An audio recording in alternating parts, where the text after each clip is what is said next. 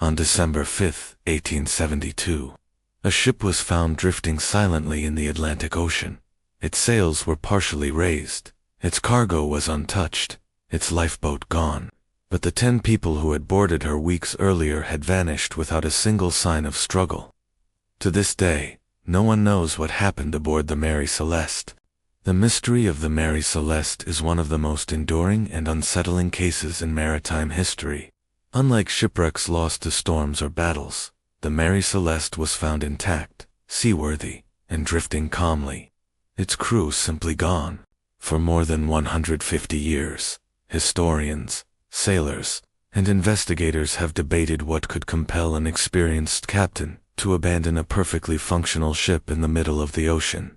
No bodies were ever found, no final message was ever written, and no explanation has ever fully satisfied the facts. This is not a story of a ship that sank. This is a story of a ship that survived without its people. The Mary Celeste was an American merchant brigantine, originally built in 1861 in Nova Scotia. By 1872, she had earned a reputation as a sturdy, reliable vessel. On November 7, 1872, the ship departed from New York Harbor, bound for Genoa, Italy. At the helm was Captain Benjamin Spooner Briggs, a highly experienced mariner. Sailing with him were his wife, Sarah Briggs, their 2-year-old daughter, Sophia, and 7 crew members, all seasoned sailors. The cargo, 1,701 barrels of denatured alcohol, stored in the ship's hold. Nothing about this voyage seemed unusual. The weather was fair, the crew was competent, the ship was sound. No distress was reported, no warnings were sent, and then, the Mary Celeste disappeared from communication entirely. On December 5, 1872, nearly a month later, another ship, the Dei Gratia, spotted a vessel drifting roughly 400 miles east of the Azores. Her movement was strange. She sailed erratically, her sails partially set. As the captain of the Dei Gratia drew closer, he recognized the ship. It was the Mary Celeste. A boarding party climbed aboard, expecting to find an injured or ill crew. Instead, they found silence. The ship was completely abandoned. The scene was unsettling, but not chaotic. The ship was seaworthy. There was no storm damage. Months' worth of food and water remained. Personal belongings were untouched. The captain's log was neatly written. Last entry dated November 25, 1872. The final log entry recorded nothing alarming, just routine navigation near the Azores, but some details stood out. The ship's lifeboat was missing. A single pump was partially disassembled. The compass was damaged, and the hatches to the cargo hold had been opened.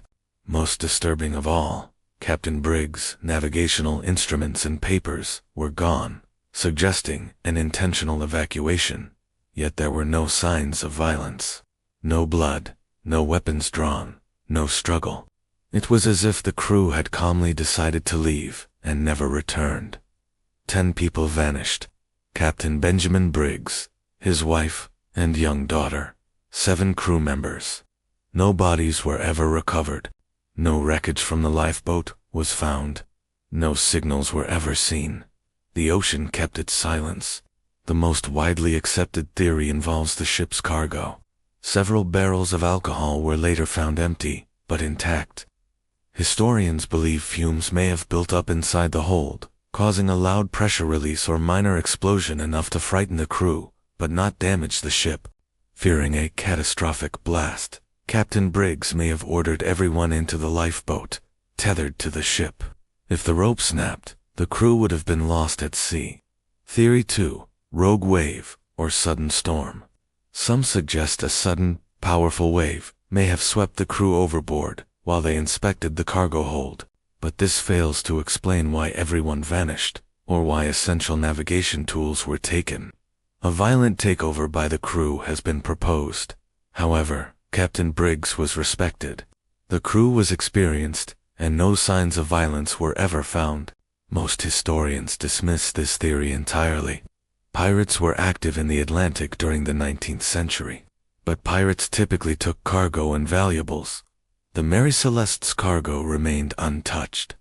Why leave everything behind?